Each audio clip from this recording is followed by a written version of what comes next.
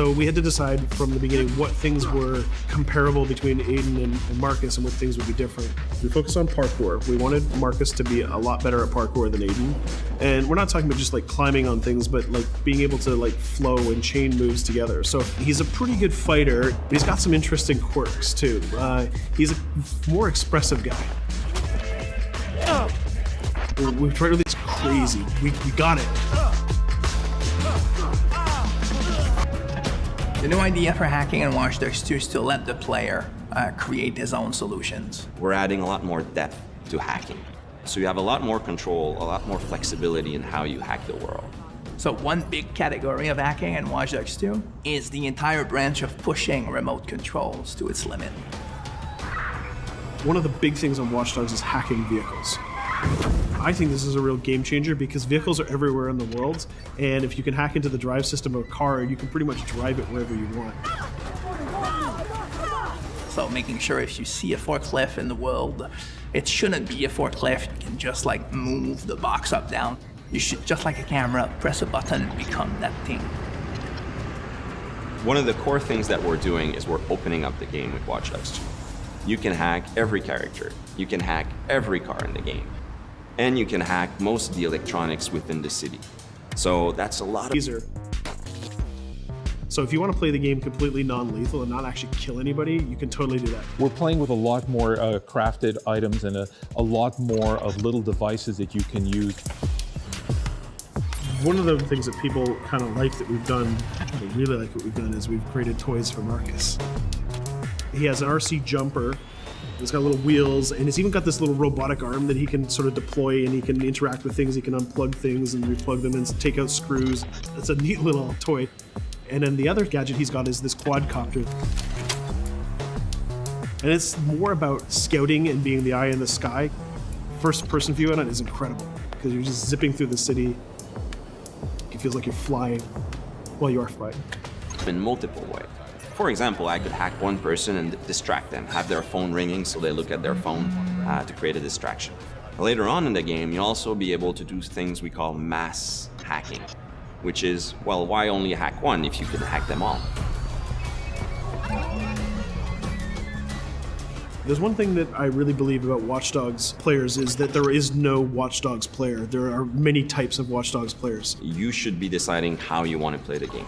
So that means you can play a mission full gun blazing, that's the way you like to play, full stealth, or through hacking only, project yourself in computers, take control of electronics, influence people, and try to get to your goal that way. We try to really support all players' types across all different styles of play, and also allow players to combine and mash these styles and play together too. If you've been playing a certain way for a while, we want the game to kind of challenge you to try different things, but also not force you into playing the game a certain way. We work to improve the driving, make it more accessible while keeping all the different styles of vehicles and adding a lot of physics and feel to all the vehicles. So we keep the depth, but have more accessibility. The team is super happy with the result we've had, and I hope gamers will be just as excited.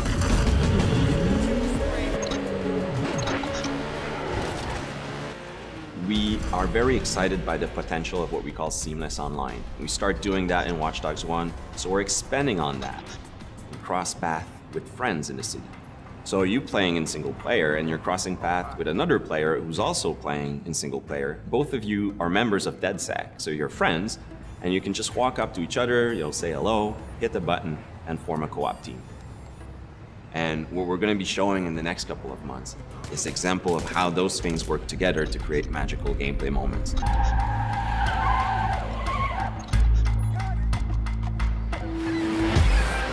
The city of San Francisco and the whole Bay Area is exciting. It's vast. You're going to find a ton of things to do that are unique to you. Basically build your own moments. You know, create a situation that you start laughing at and you say, wow, this happened, and you want to share it with friends. You don't want to just be like a roller coaster or a theme park ride where I go through all the same beats as everybody else. You decide what you want to be spending your time doing.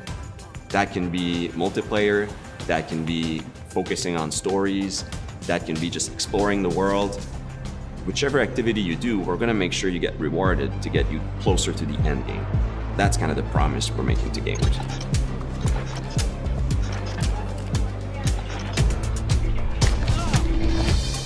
You always know it when something starts to click, it starts to work.